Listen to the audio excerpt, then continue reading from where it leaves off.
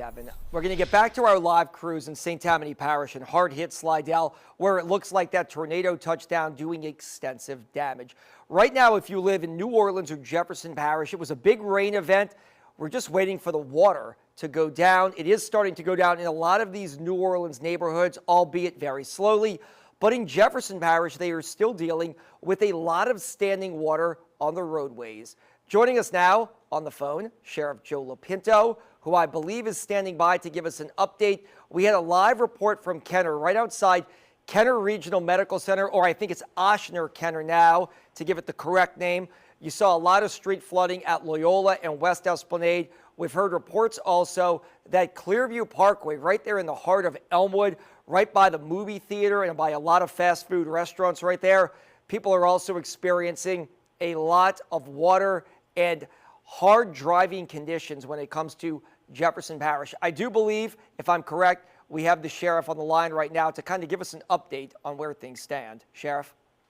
It's flooded everywhere, is how it stands. I think we've got water everywhere. I've had reports of, well over in excess of 7 inches of rain at one point in time, and that was before the last set of storms come through. It does look like it's going around down a little bit from where I'm at, but it's still, and most of the streets have standing water on them. We're getting a ton of complaints of obviously broken down vehicles, stalled out vehicles, people driving in neighborhoods, pushing water up on the curves.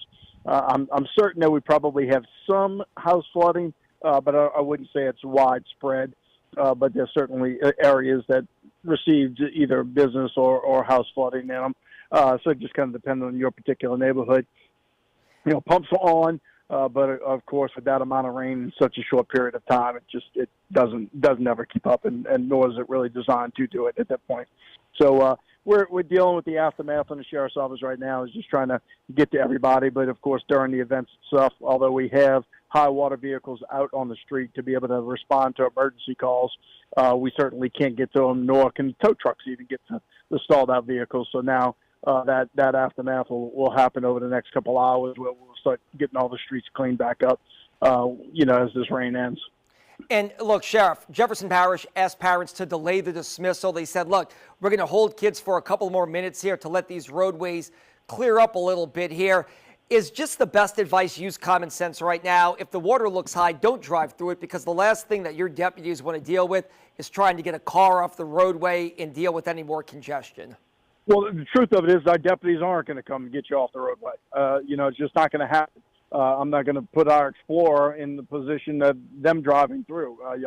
They'll wait for a tow truck to come pick them up tonight at 7, 8, 10 o'clock at night, depending on how quick they can get to them. We're going to answer the emergency calls to service. We're going to get to where we can get to, but a stalled vehicle in the roadway is not going to be something that we're going to send a car to, just because then we'd have to drive through that same water that we shouldn't have drove through. So, be smart. Look at the sides of the road, see how deep it is.